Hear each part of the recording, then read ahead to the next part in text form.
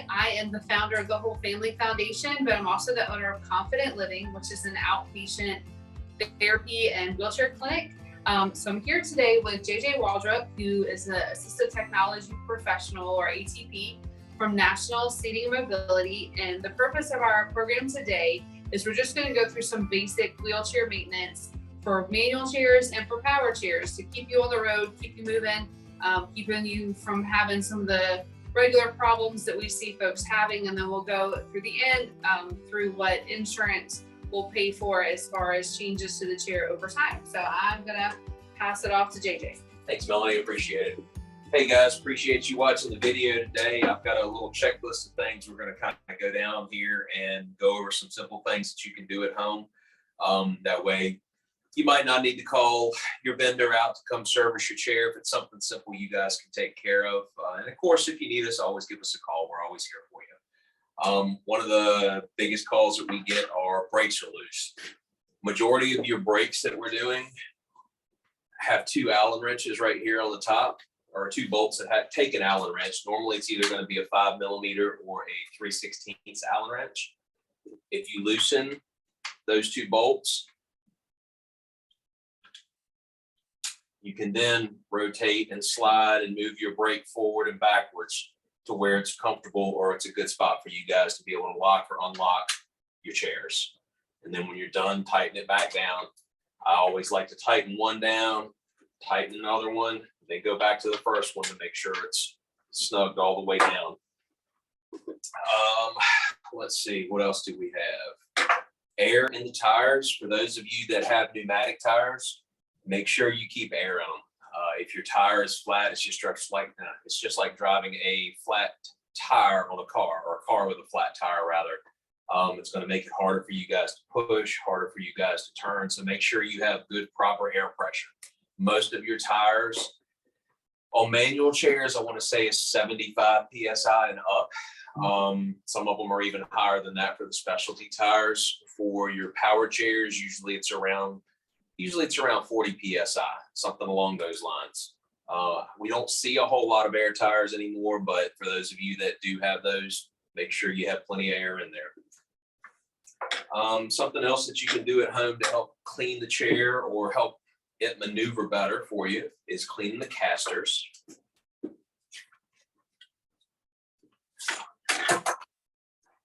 Nothing real special about doing that. All it is taking this one bolt right here out of the center.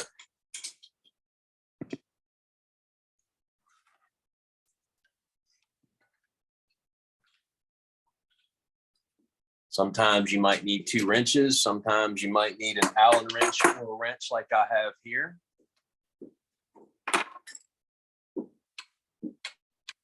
That one bolt pulls out. Now, when you pull that out and you move the wheel, make sure, and I dropped them, that you catch these little bitty spacers.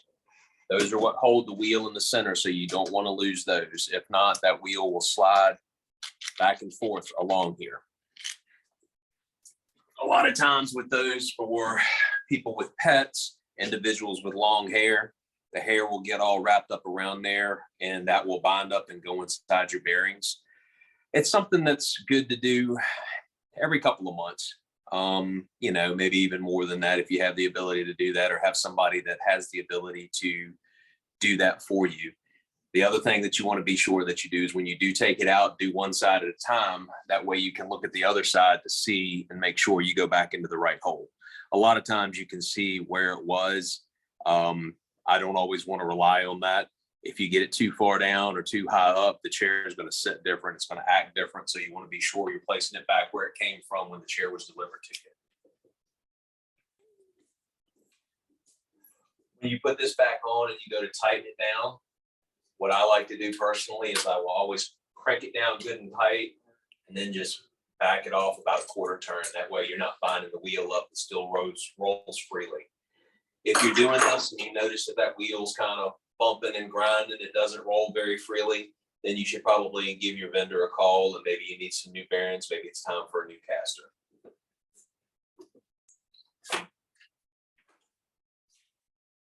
Let's see.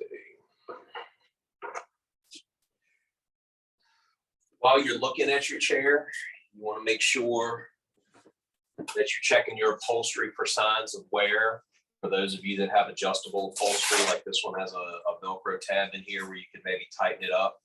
When you unfold it and it's nice and flat, you want it that way. That gives you good support for your cushion. Sometimes after sitting on it for extended periods of time, if you've had it for a couple of years, that sling will, what we do, we call it slinging out, where it gets a little U shape in the bottom of it, and it's not giving you as good a postural support as you would need. Sometimes this upholstery is adjustable. If not, you may again need a new sling. Let's see.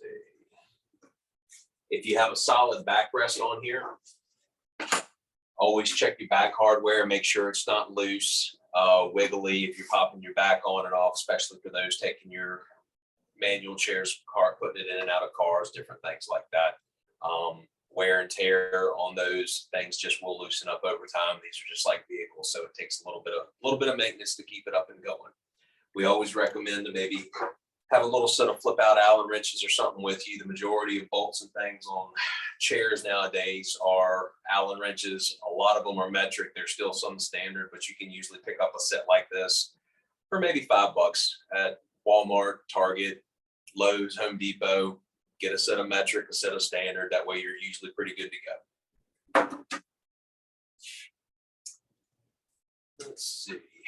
While you have it up on a table and you're looking at it, if you want to clean the frame, you can take and wipe it all down. Not WD-40, Windex does a pretty good job as far as getting dirt and dust and grime. It'll bring it back to that new shine a lot of times.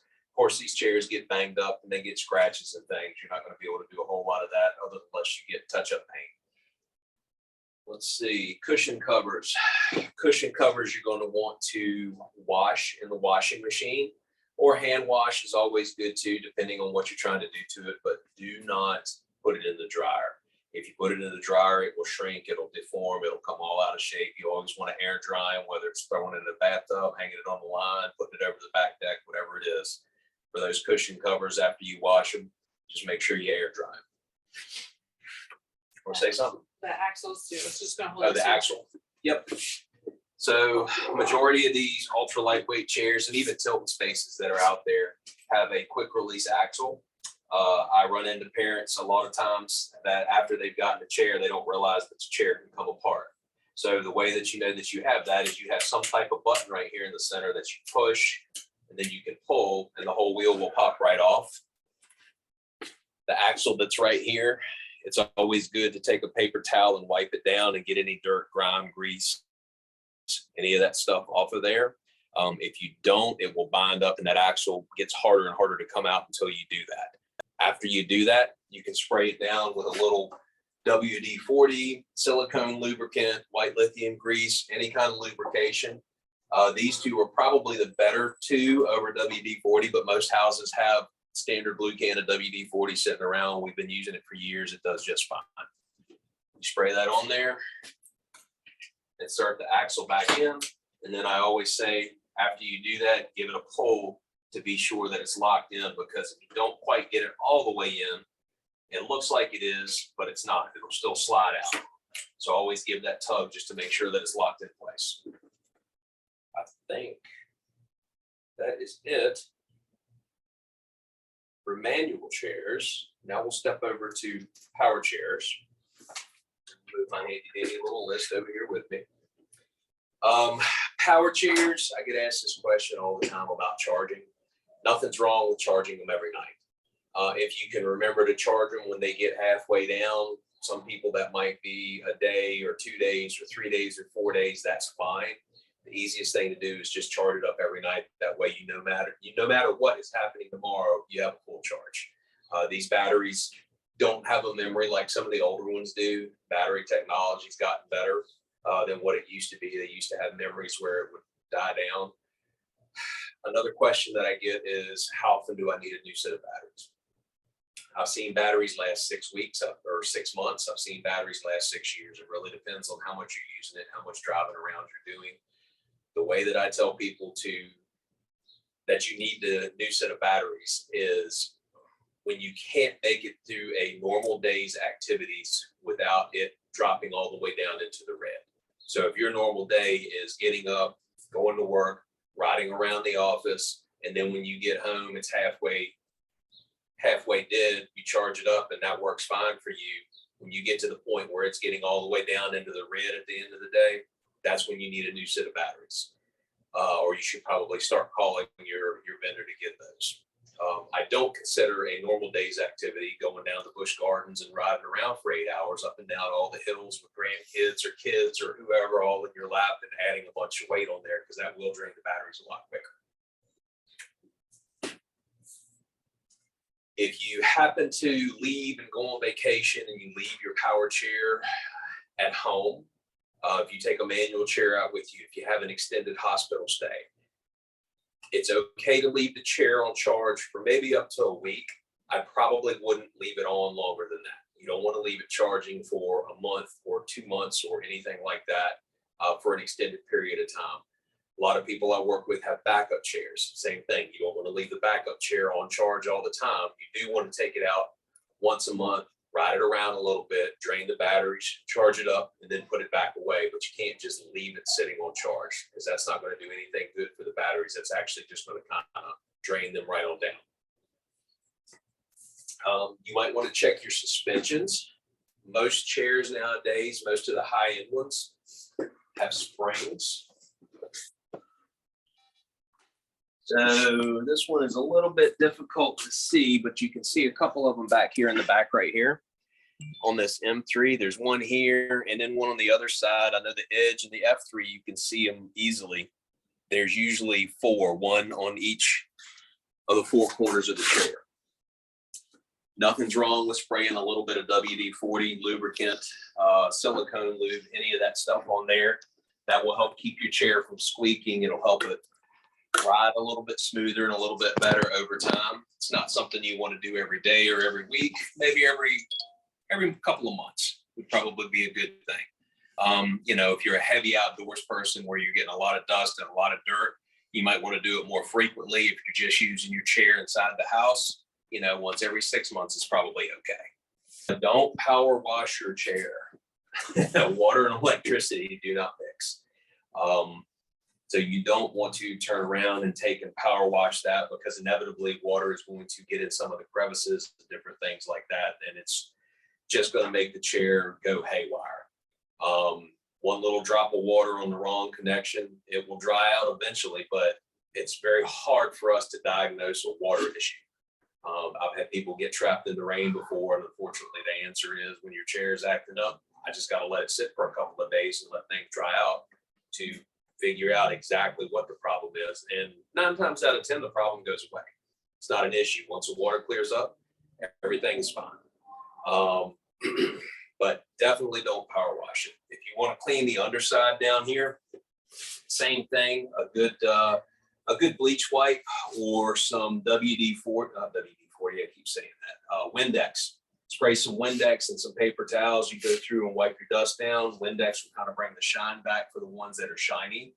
A lot of these manufacturers are coming out with more matte colors now, just because it's easier to touch them up and it's easier to paint them as well, so you don't see the scuffs and the scratches so much. Cleaning the tires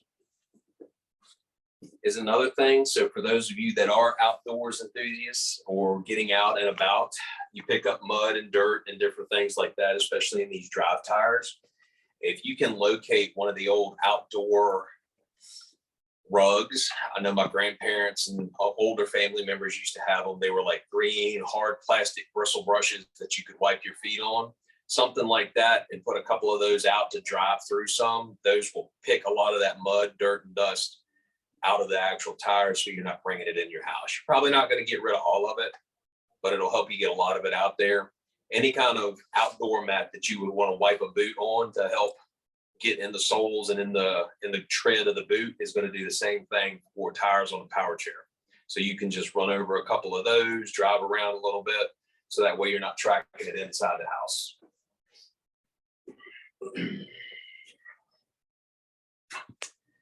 Again, Keep a toolkit handy, just a simple couple of sets of flip out Allen wrenches. If you have regular wrenches, that's fine. A lot of these use 10 millimeters or 13 millimeter. An adjustable wrench is always handy to have just in case. And it is probably a good idea to contact your vendor once a year to have your chair looked at or checked over. I know NSM company that I work for, we have a program where if we have not heard from you in a year, we start doing automatic calls, just calling you up saying, hey, Miss Smith, you've had your chair for about a year now. Is everything going okay? Do you need batteries? Do you want us to come have a look at it? We proactively do that. I don't know about some of the other companies. Now, if we just saw you, a month or two ago, then you don't get that call automatically because we've already been out there. We've already looked at your chair. Once insurance buys a chair like this for you, they will pay for the repairs. It's not like they're just said and done and you're on your own to fix it. So preventative maintenance is a big thing. I would a whole lot rather you call me or my technicians to come put new tires on and a new sling than see you in 3 years and the chair is completely trashed because we didn't do any of that preventative maintenance every time. Insurance, again, will typically pay to fix manual chairs. They will pay for the batteries. They will pay for new upholstery. They'll pay for joysticks. They will cover all of that, and they will cover us fixing it for you guys. Melanie? Yeah. So that was one thing we just really want to make clear was that if you're replacing the same thing, if it's the same cushion, it's the same backrest, it's the same of what you already have, and that's just a simple repair request to your insurance. But if what you have isn't working for you, it's harder for you to sit up, it's harder for you to drive the chair, you're getting skin breakdown or anything that's making it more difficult for you to use your chair, that's when it's time to get back with your team, with your physical therapist or occupational therapist and your vendor, and have an assessment done to see what else can be done for you. Particularly progressive conditions like multiple sclerosis and ALS and things like that. Often we see people and they haven't been able to drive their chair for months. And it's like, you should have called us when it was hard. Don't wait till you're unable. Call us when it's hard, when things are harder than they were before. You've been in the hospital, you got weaker or something's changed, then the chair needs to change with you. And so we're here to support and do that for you. Now, if you're making a change to what you have on your chair where it's not the same cushion or it's not the same way to drive the chair, or it's not, something has to change to meet your current need, then you do have to have an evaluation with the therapist. The therapist has to write what we call an element or letter of medical necessity. It's the same process as when you got the chair initially. That same paperwork has to happen. So, and that process obviously takes some time. So that's why I say when things are getting difficult, when things are not like they were when you first got the chair, then that's the time to reach back out to your team. Obviously, here at Confident Living, we're here to help with that for those in the Richmond area. But certainly reach out to your vendor if you have any questions or concerns. And Melanie, if I can expand on that. Sure, please. The majority of these chairs that we do, especially for neurological conditions, MS, MD, CP, things like that, are modifiable. So we can make changes, we can make drive control changes, things like that. That insurance will pay for all that. We just need to know, as Melanie was stating, give us a call. If you're having a problem, we can probably fix it for you.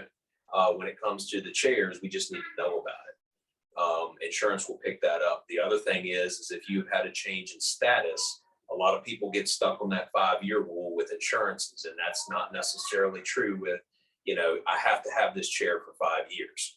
If we get you into a manual chair like this, and a year or two later, something significant happens, you have a stroke, you have an exacerbation for those of you with MS, and you lose function on one side or something like that, and this is no longer feasible, you can no longer push this, insurance will then consider changing types of chairs, even though it hasn't been 5 years.